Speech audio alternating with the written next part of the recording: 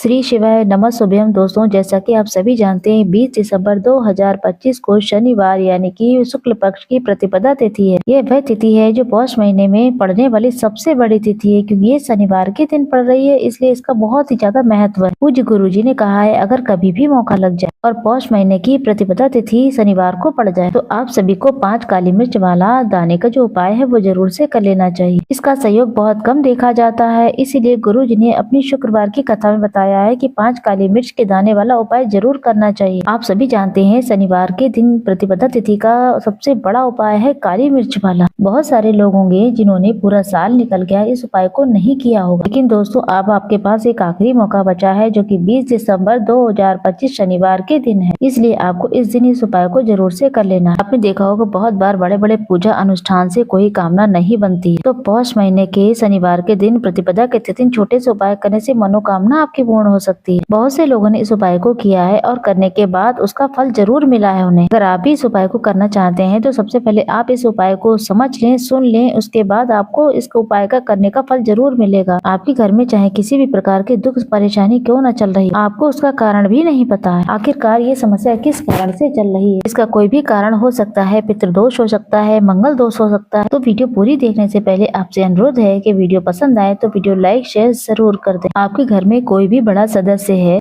तो वो करना चाहे तो वो अपने परिवार की सुख समृद्धि के लिए कर सकती हैं। अगर कोई नहीं है तो कोई भी इस उपाय को कर सकता है। अगर किसी व्यक्ति की खुद की कोई मनोकामना है, कोई बहुत परेशानी है, सिर्फ अपने लिए वो करना चाहता है तो वो अपने लिए भी कर सकता है। कहने का मतलब है इस उपाय को कोई एक सदस्य भी कर सकता है जिसको अपने लिए करना है, या फिर कोई घर के पूरे परिवार के लिए करना चाहे, कोई घर की बड़ी माता बहन तो वो भी कर सकती है। अब बहुत से लोगों के यहाँ कोई महिला ऐसी नहीं होगी जो नहीं कर पा रही है उपाय को, वहीं दूर है, परिवार से अलग है, तो घर में कोई पुरुष है तो वो भी इस उपाय को कर सकता है। तो अब ये बात कर लेते हैं इस उपाय को करना कब है, सुबह के समय या फिर शाम के समय करना है। तो हम आपको बता दें इस उपाय को सबसे पहले सुबह को कर सकते हैं और शाम को प्रदोष काल में भी कर सकते हैं। अब आप जान ले सबसे उत्तम समय कौन सा रहेगा, तो हम आपको बता दें अगर आप इस उपाय को सुबह के समय करेंगे तो ज्यादा बेहतर होगा। अगर प्रदोष काल में करेंगे तब भी कोई दिक्कत की बात नहीं। कुंडली में चाहे शनि की 7.5 चल रही, शनि ढैया चल रही हो, या फिर शनि की कितनी भी बड़ी महादशा से परेशान हो, तो आप समझ ले काली मिर्च का उपाय ऐसा है जो आपके जीवन में आ रही सभी समस्याओं को दूर कर दे। चाहे वो समस्या पैसे की हो, स्वास्थ्य की हो, या घर पर में और भी कोई दिक्कत हो। जब शनि की 7.5 या फिर ढैया चल रही होती है तो घर में बहुत सारी परेशानियां दिक्कत हो जाती है, और ये काली मिर्च वाला उपाय आपके जीवन से बीमारियों को दूर करेगा, क्योंकि इस उपाय से आप सीधे शनिदेव को प्रसन्न कर लेते हैं। तो आइए जानते हैं करना क्या है। यहाँ पर आपको लेनी है सबसे पहले 5 साबुत काली मिर्च। आप देख लें टूटी खंडित नहीं होनी चाहिए। एक छोटा सा कपूर ले लें।